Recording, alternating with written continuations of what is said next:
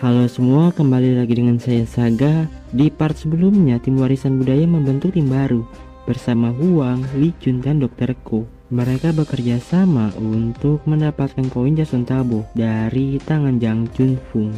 Junfung merupakan ketua organisasi hitam, di mana tugas mereka mencari barang antik dan menjualnya dengan cara ilegal.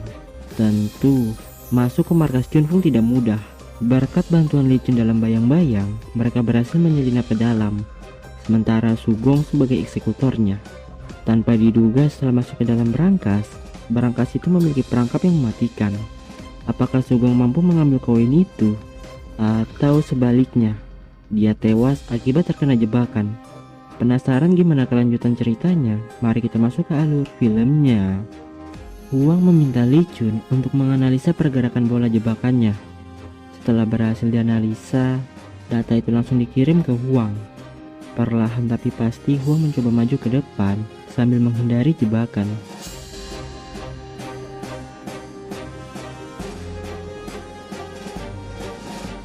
Tidak lama setelah koin Jason Tabo diambil dari tempatnya, tiba-tiba alarm menyala yang membuat pola jebakannya berubah dan semakin cepat.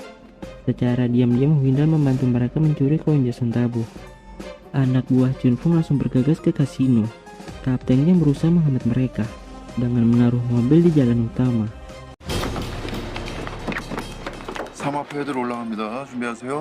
Waktu mereka tidak banyak.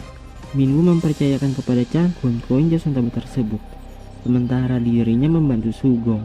Setelah berhasil mematikan sistem pola itu, mereka langsung bergegas keluar. Tanpa diduga anak buah Junfung sudah mengepung mereka.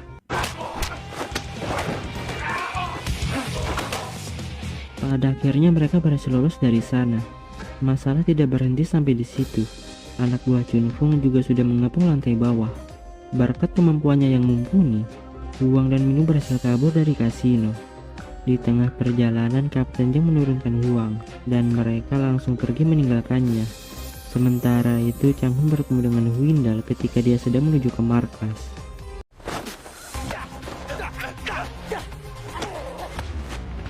Dalam pertarungan itu, Changhun sempat melakukan perlawanan. Namun, kemampuan bertarungnya masih belum setara dengan Windal, sehingga membuatnya kewalahan.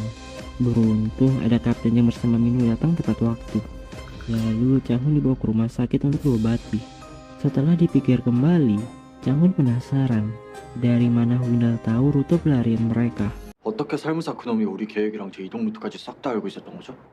Alih-alih menjadikan satu tim, Dr. Ko hanya memanfaatkan mereka untuk mencuri koin Jason Tabo dari tangan Junfung. Dia juga mencuri koin Jason Tabo yang dimiliki oleh tim Karma, yang membuat Windal memiliki 2 koin.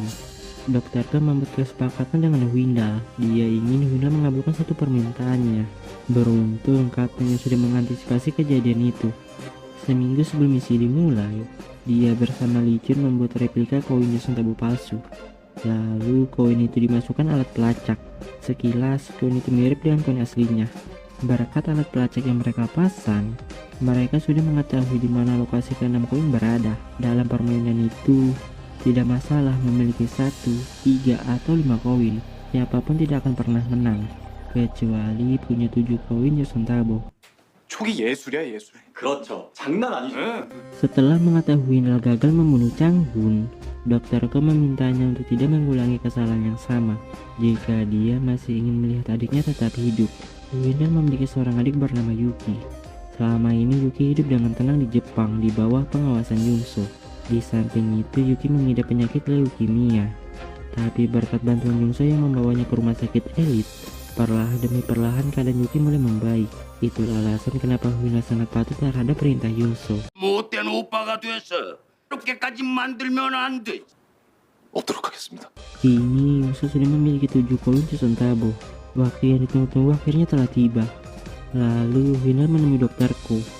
Sesuai permintaannya, Dr. Ko memberikan data seseorang bernama Kyuso yang sedang dicari oleh Windal. Di masa lalu, Kyuso merupakan antek-antek Yungso.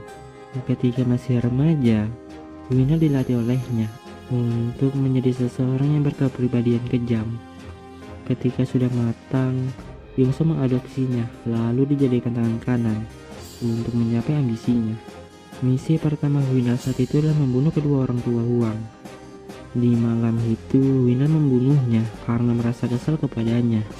Seandainya dia tidak bertemu dengan Kyuso, mungkin saat ini dia hidup dengan damai dan tidak pernah membunuh orang yang tidak bersalah.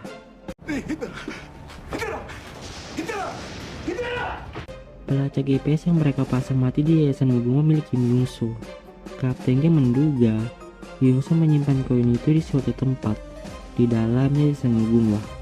Anehnya tempat itu hanya dijaga oleh 2 pengawal saja. Lee Chun menjelaskan kalau Yungso sangat yakin dengan sistem keamanan tanpa awak yang dibuat oleh Shimada Ryosuke. Shimada merupakan ilmuwan jenius yang berasal dari Jepang. Anehnya dia menghilang setelah perangkap mematikan itu selesai. Rumor mengatakan ada sekitar 30 perampok profesional menyerbu tempat itu, namun tidak ada satupun yang selamat. 작전이 될 거라고 예상됩니다. Melalui drone pengintai, secara diam-diam Lee Chun mencari letak keberadaan berangkas rahasia tersebut. Setelah diselidiki, mereka akhirnya mengetahui kalau berangkas rahasia itu berada di area parkir mobil. Jalan menuju berangkas kemungkinan besar penuh jebakan. Permasalahan utamanya mereka harus mendapatkan sidik jari Yungso terlebih dahulu agar bisa membuka pintu berangkas. Berflashback ke masa lalu. Kala itu Huang masih menjadi bagian dari tim warisan budaya. Dia menjalin masuk ke rumah Lee Chun namun gagal. Setelah dibuat pingsan olehnya, Huang menjelaskan dia ingin mencuri patung Buddha yang dibeli Lee Chun saat acara pelelangan. Lee Chun muak mendengar omong kosong itu dan dia berkata, 솔직히 말해봐. 지금 이거 당신한테 굉장히 중요한 순간이야. ketika masih SMA kedua orang tuanya dibunuh secara kejam oleh pembunuh misterius. Huang yakin jika dirinya melacak barang antik ilegal yang dibuat oleh ayahnya, maka dia akan menemukan si pembunuh dan membunuh pembunuh itu dengan tangannya sendiri. Huang berencana ingin melakukan balas dendam atas kematian kedua orang tuanya. Merasa kasihan, Lee Chun pun membantunya untuk menemukan sosok pembunuh tersebut. 어쨌든 덕분에 스컹크도 탄생하게 됐고 우리가 여기까지 오게 됐네. Di suatu hari, Huang mengajak Airi bergabung ke dalam tim Karma. Airi punya lisensi ahli kecantikan.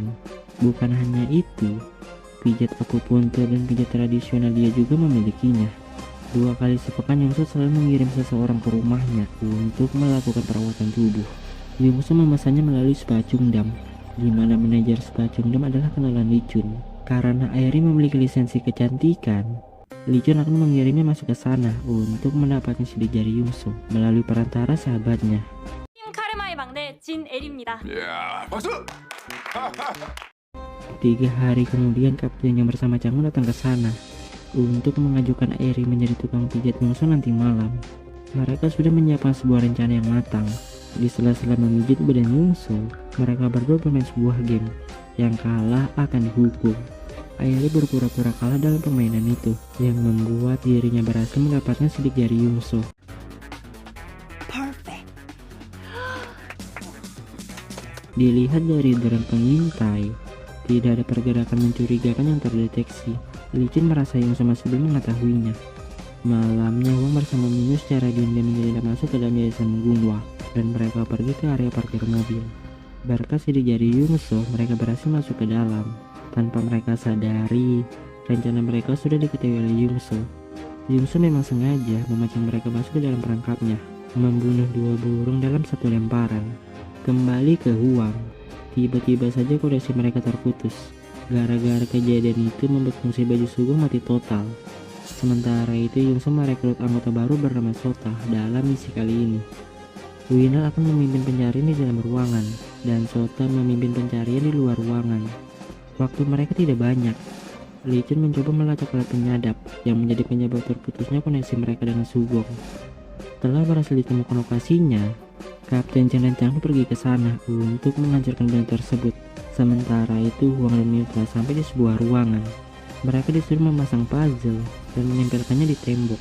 Setiap kali satu puzzle tersusun, gas beracun keluar dari bawah ruangan. Jika menghirup gas itu terlalu banyak, maka nyawa mereka bisa terancam. Ketika satu potong terakhir ditemukan, 뭐지? 연기가 안 멈춰요. entah kenapa pintu itu masih belum kebuka. Parahnya gas terus-menerus keluar, yang membuat Minyu kekurangan oksigen. Melihat Minyu dalam bahaya, Huang melepaskan topengnya dan memasangkan topeng itu ke Minwu. Huang berjanji akan menjelaskan semuanya ketika mereka sudah keluar dari ruangan. Tak berselang lama, Huang berhasil memecahkan teka-teki jebakan pertama yang dibuat oleh Shimada. Di saat itu juga dia terjatuh pingsan. Beruntung Huang tidak mengalami luka serius. Film diakhiri kapten yang bertarung melawan anak buah Yungso. Begitu juga dengan Changhun, dia bertemu dengan Sota. Changhun berjuang mati-matian melawan mereka karena tempat itu merupakan satu-satunya jalan keluar Kapten Zhang. Jika dia kalah dalam pertarungan itu, otomatis kapten yang berada di situasi berbahaya.